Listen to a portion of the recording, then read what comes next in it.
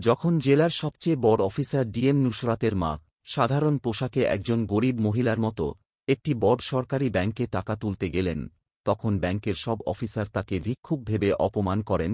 কেউ ভাবতেও পারেনি এই সাধারণ মহিলা আসলে জেলার ডিএম ম্যাডামের মা।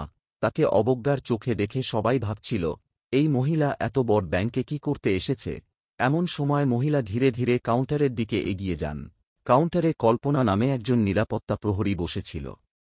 বয়স্ক মহিলা কল্পনাকে বললেন, বেটি, আমাকে ব্যাংক থেকে টাকা তুলতে হবে। এই যে চেক।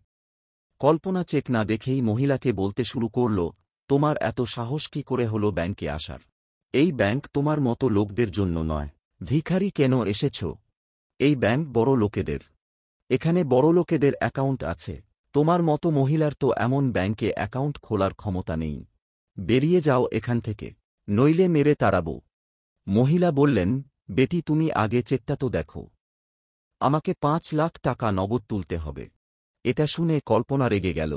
এটা কোনো মজা করার জায়গা নয়। তুমি কি ভাবছ? তুমি যা বলবে আমি তাই মেনে নেব। তোমার মতো মহিলার এমন ক্ষমতাই নেই। আর কি বললে ৫ লাখ? জীবনে কখনো এত টাকা দেখেছ? তাড়াতাড়ি এখান থেকে চলে যাও, নইলে ধাক্কা দিয়ে বের করে দেব। ঠিক তখন ব্যাংক ম্যানেজার তার কেবিন থেকে বাইরে উঁকি দিয়ে জিজ্ঞাসা করলেন, কে এত হট্টগোল করছে? কল্পনা তৎক্ষণাৎ বলল, কোন ভিক্ষুক মহিলা স্যার, যেতে চাইছে না। ব্যাংক ম্যানেজার রেগে বাইরে এলেন এবং কিছু না জিজ্ঞাসা করে সেই বয়স্ক মহিলাকে একটা জোরে থাপ্পড় মারলেন। থাপ্পড় এত জোরে ছিল যে মহিলা টলমল করে মাটিতে পড়ে গেলেন। তারপর ম্যানেজার নিরাপত্তা প্রহরীকে ডেকে বললেন, কি করছ? টেনে হিঁচড়ে বের করে দাও এই মহিলাকে। জানি না কোথা থেকে এসব লোক এসে পড়ে। কল্পনা জোর করে মহিলাকে ব্যাংক থেকে ধাক্কা দিয়ে বের করে দিল। সেখানে উপস্থিত সব গ্রাহক এবং কর্মচারীরা চুপচাপ সব দেখছিল। কেউ জানত না যে এই মহিলা জেলার ডিএম নুসরাতের মা। আর এই পুরো ঘটনা ব্যাংকের সিসিটিভি ক্যামেরায় রেকর্ড হচ্ছিল। বাড়ি ফিরে মহিলা কাঁদতে কাঁদতে তার মেয়ে ডিএম নুসরাতকে ফোন করে সব ঘটনা বললেন। কিভাবে ব্যাংকে তার সঙ্গে অপমান করা হয়েছে, কিভাবে তাকে লাঞ্ছিত করে বের করে দেওয়া হয়েছে। এটা শুনে নুসরাত ভেতর থেকে কেঁপে উঠলেন। তার কাছে এটা যেন আগুনের চেয়েও কম ছিল না। তিনি কাঁদতে কাঁদতে মাকে বললেন, মা, কাল আমি নিজে আসছি এবং তোমার সঙ্গে গিয়ে ওই ব্যাংক থেকে টাকা তুলব। পরের দিন সকালে নুসরাত সাধারণ সুতির শাড়ি পরে তার মায়ের সঙ্গে ব্যাংকে যাওয়ার জন্য প্রস্তুত হলেন। মা মেয়ে একে অপরকে জড়িয়ে ধরলেন।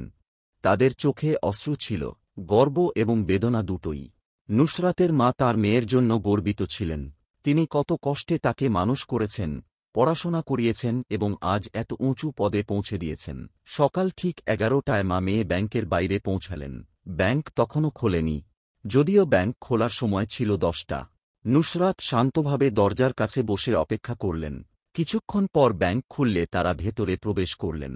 সাধারণ পোশাকে বসে থাকা মা মেয়েকে সবাই অদ্ভুত মনে করছিল। চারদিকে ফিসফা পাস শুরু হয়ে গেল। কোন গ্রাম থেকে এসেছে? পেনশনের জন্য এসেছে হয়তো। এখানে এদের অ্যাকাউন্ট থাকার কথা নয়। নুসরাত সব শুনছিলেন কিন্তু শান্ত থাকলেন। তার মা একটু অস্বস্তিতে ছিলেন, কিন্তু মেয়ের ধৈর্য দেখে নিজেকে সামলে নিলেন। কিছুক্ষণ পর নুসরাত কল্পনাকে বললেন, যদি আপনার ব্যস্ত থাকেন তাহলে দয়া করে ম্যানেজারের সঙ্গে দেখা করিয়ে দিন, আমার জরুরি কথা আছে।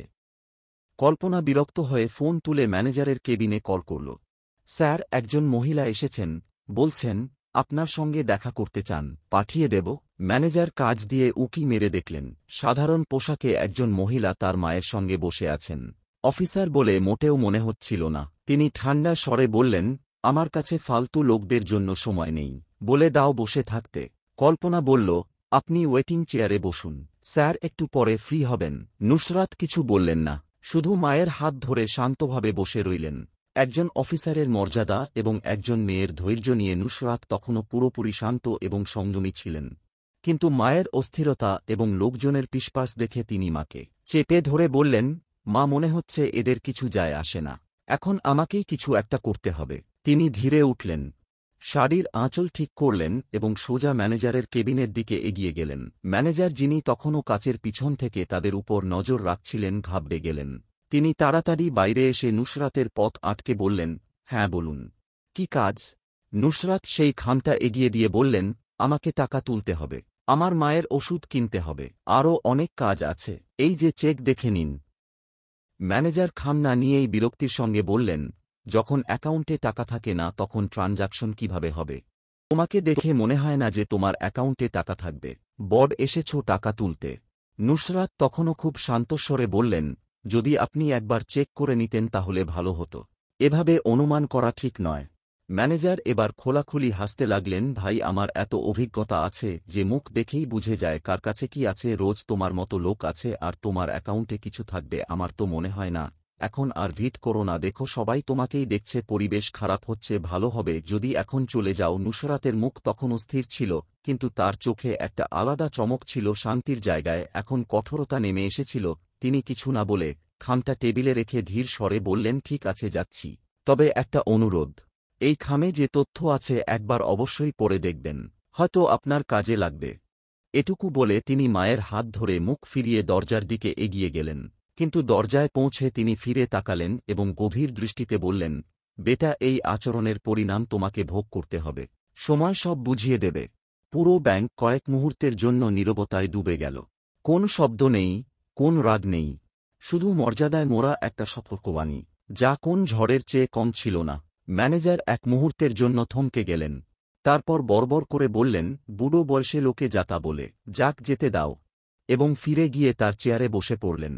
তার সামনে সেই খামটা তখনও টেবিলে পড়েছিল, অপঠিত, উপেক্ষিত।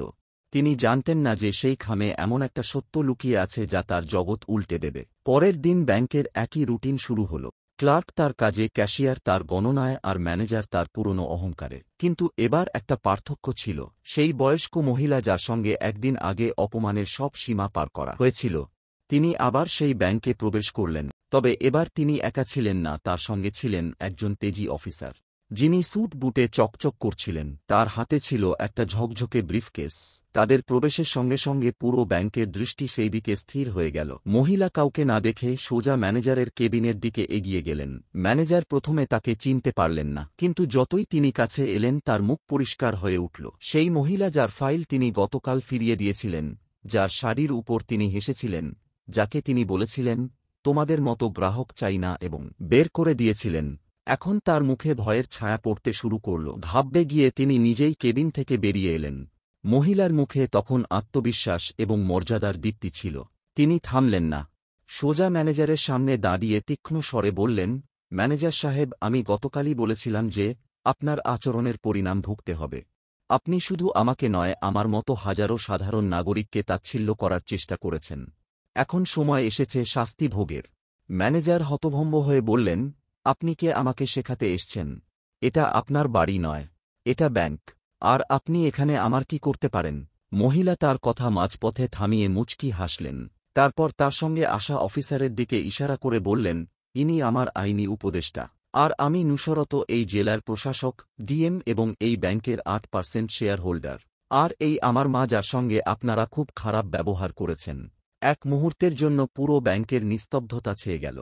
সব কর্মচারী, গ্রাহক, এমনকি দরজার কাছে দাঁড়ানোর নিরাপত্তা প্রহরীরাও হতবাক হয়ে গেল। ম্যানেজারের মুখে রং উড়ে গেল। তিনি কিছু বলার আগেই নুসরত আবার বললেন, তোমাকে ব্যাংক ম্যানেজারের পদ থেকে তৎক্ষণাৎ সরিয়ে দেওয়া হচ্ছে। এখন তোমার পোস্টিং হবে ফিল্ডে, যেখানে তোমাকে প্রতিদিন সাধারণ মানুষের সঙ্গে দেখা করে রিপোর্ট তৈরি করতে হবে। নুসরাত ব্রিফকেস খুলে দুটি দলিল বের করে সামনে রাখলে। প্রথমটি ম্যানেজারের বদলির আদেশ, দ্বিতীয়টি একটি কারণ দর্শানো নোটিশ, যাতে লেখা ছিল যে তার আচরণ ব্যাংকের নীতির বিরুদ্ধে পাওয়া গেছে।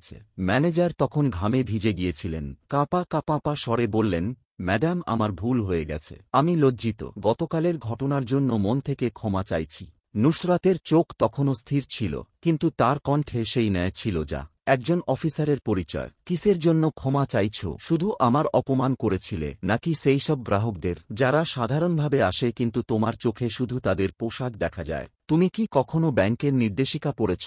তাতে স্পষ্ট লেখা আছে প্রতিটি গ্রাহক সমান, কেউ ধনী গরিব নয়, আর যে কর্মচারী বৈষম্য করবে তার বিরুদ্ধে ব্যবস্থা নেওয়া হবে। এক মুহূর্ত থেমে তিনি কঠোর স্বরে বললেন, আমি চাইলে আজ তোমাকে সাসপেন্ড করতে পারতাম, কিন্তু আমি তোমাকে নিজেকে সংশোধন করার একটা সুযোগ দিচ্ছি।